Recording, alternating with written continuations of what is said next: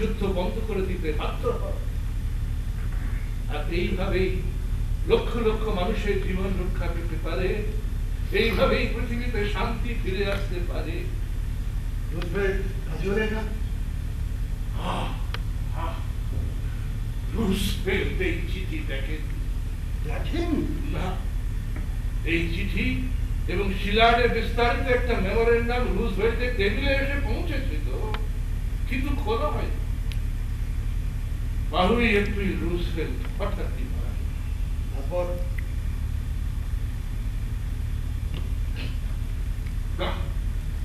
তারপর ট্রুম্যানের আমলে আর কিছু করা গেল না।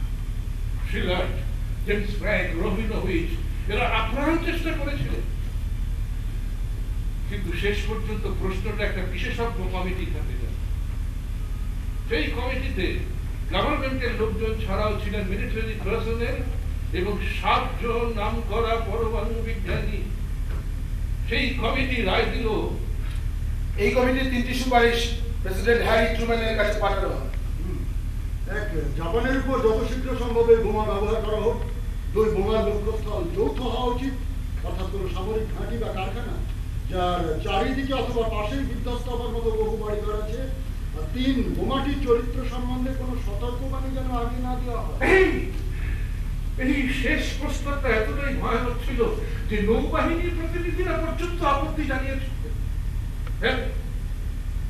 কিন্তু কমিটির অন্যান্য সদস্যরা, এমনকি সেই বৈজ্ঞানিকেরা পর্যন্ত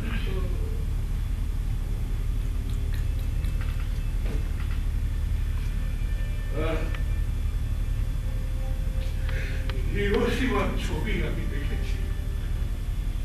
7 বছর বাদে একজন আমাকে দেখা, ওই কয়েকটা জাপানি পত্রিকায় দেখিয়েছি। সেদিন আমার মনে হয়েছিল, আমি যদি আগে জানতাম তাহলে বৈজ্ঞানিক না হয়ে আমি মিস্ত্রি হতাম। সেই ছবি দেখবার পর আপনি এক জাপানি প্রকাশকের কাছে আমি মনে করি যুদ্ধের সময় মানুষ মারাও খুন করা শান্তি।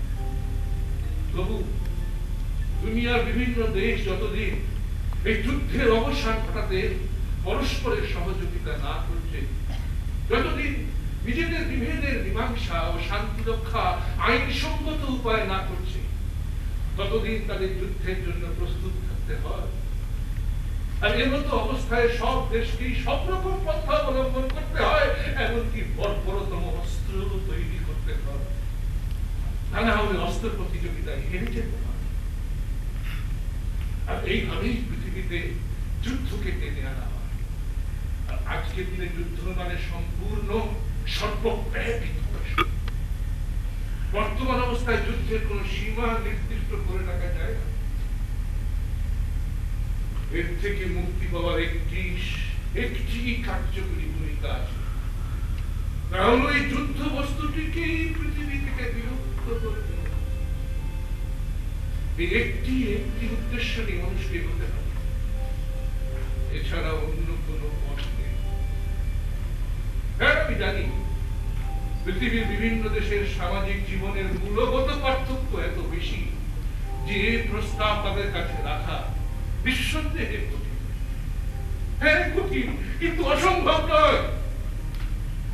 আমি মনে করি অসম্ভব নয়, সম্ভব একে করতেই হবে। যেমন করে হোক সম্ভব একে করতে হবে। তা না হলে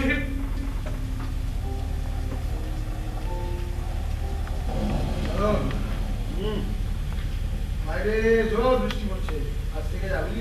হ্যাঁ, আজকে গেলাম মনে হচ্ছে। হ্যাঁ, তাহলে জানবি কি করে? না হলে কি হয়?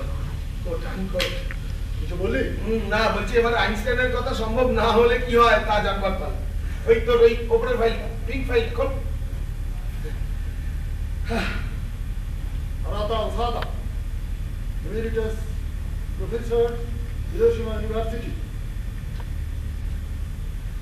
Doctor Arata Oshada.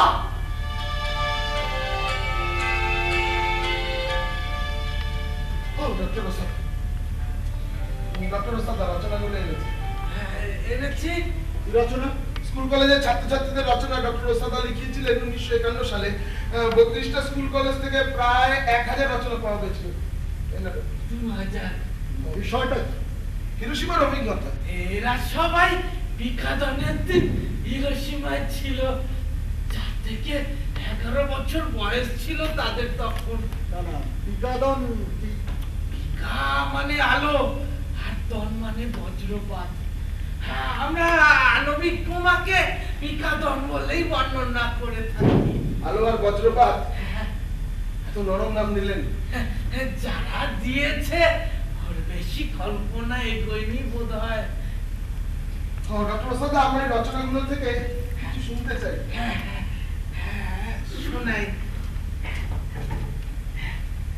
স্কুলের ছেলে মেয়েদের রচনা লেখা একটু ভাষা খেলাবার ঝোঁক রয়ে গেছে। তবু বলবো এর চেয়ে অনেক বেশি থাকবার কথা ছিল। এই প্রথমে ধরুন কোনটা শোনাই, সব কটাই শোনবার মতো, সব কটাই জানবার মতো। যে কোনো একটা নি। আচ্ছা আচ্ছা, এই এটা ইকো মাতসুনাগা 1945-এ ক্রিকেটে পড়তো। বয়স ধরুন বছর 10 ছিল তখন। হ্যাঁ, আমি মার সঙ্গে খেতে বসেছিলাম। আমার বাতে ভাতের বাটি আর ডান হাতে কাঠি। সবে এক গ্লাস ভাত মুখে তুলেছি, হঠাৎ চারিদিক যেন ঝলসে উঠলো কমলা রঙের একটা অতি উজ্জ্বল আলোতে। এই আলোর রংটা দেখেছি এক একজন এক এক রকম লিখেছে। নীল, সাদাটে নীল, হলদে, কমলা। চোখ এত ধাঁধিয়ে যায় যে সঠিক রংটা বোঝা যায় না। জানেন তো, যারা সোজা তাকিয়েছিল তারা অনেকেই অন্ধ হয়ে গিয়েছিল। যাকে শুনুন, আমি কিছু না ভেবে ভাত মুখে দিলাম, বাটিটা আর কাঠি দুটো রাখলাম, 4-5 পা হাঁটলাম। তারপর কি হলো জানি না।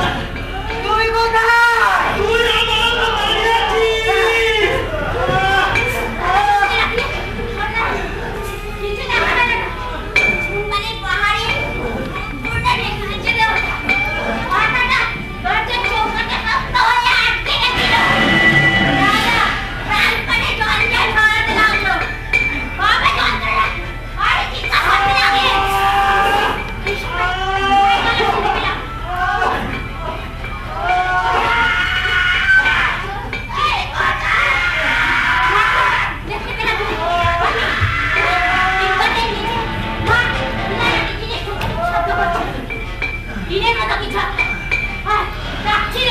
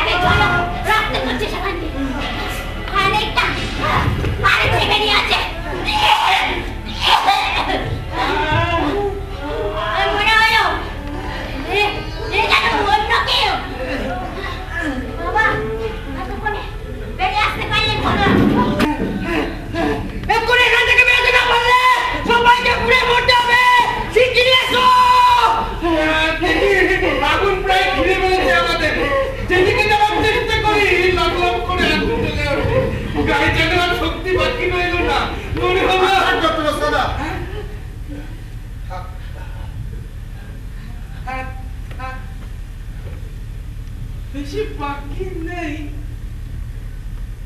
রচনাটা শেষ অব্দি লেখেনি মেয়েটা, কি কারণে কে জানে। আগুন থেকে শেষ পর্যন্ত সবাই বেরোলো কিনা। আচ্ছা আচ্ছা, এইটা শুনুন। ইয়োশিরো কিমুরা বিকাদনের সময় এর বয়স ছিল 8 বছর।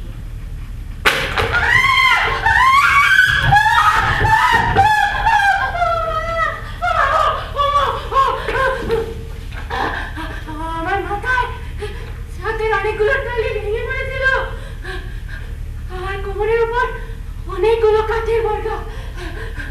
জ্ঞান হলে কোনো ক্রমে গুলি মেরে বেরিয়ে এলাম। দেখি দেখি দেখি চারিদিকে অনেক লোক পড়ে আছে। তাদের অনেকের মুখ পুরো কালো হয়ে গেছে। রাস্তায় বেরিয়ে সবে একটা নিশ্চিন্ততায় নিঃশ্বাস ফেলেছি। হঠাৎ ডান হাতে প্রচন্ড যন্ত্রণা অনুভব করলাম। দেখি দেখি হাত থেকে কলি পর্যন্ত সমস্তটা কিরকম লাল হয়ে গেছে, চামড়া উঠে গেছে। বাড়ির দিকে পা বাড়াতে দিদির ডাক শুনতে পেলাম, ইয়োশিহিরো-চান, ইয়োশিহিরো-চান। ওর মুখটা বদলে গেছে, কিরকম চিনতে কষ্ট হয়। ওর কাপড় ছিঁড়ে টুকরো টুকরো হয়ে গেছে। দুজনে মিলে বাড়ির দিকে গেলাম, কিন্তু বাড়ি নেই। সমস্তটা ছেটে জমি হয়ে গেছে, কেউ নেই সেখানে। এদিক ওদিক খুঁজে আবার ফিরে গেলাম। তখন বাবাকে দেখতে পেলাম। বাবা দু হাতে ওই ইটকাঠের জঞ্জাল শরীর কি যেন একটা বের করার চেষ্টা করছিলেন। তারপর হাল ছেড়ে থেমে গেলেন। আমি জিজ্ঞেস করলাম, ও বাবা, মা কই? বাবা ক্লান্ত ভাবে বললেন, মারা গেছে। বাবা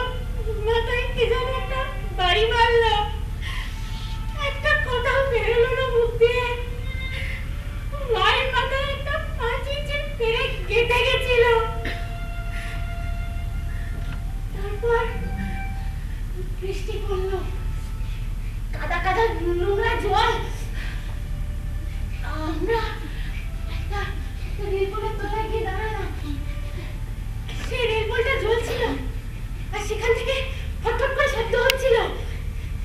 বাবা জিজ্ঞেস করলেন, তোর মাথায় কি হয়েছে? আমার মাথায় হাত দিতেই কেমন যেন চড়চড়ে লাগলো। ও বাবা, রক্ত! বৃষ্টি থামতে খুব ঠান্ডা পড়লো। একটা বাড়ি আগুনে জ্বলছিল, আমরা সেখানে গিয়ে আগুন পোয়ালাম। বড়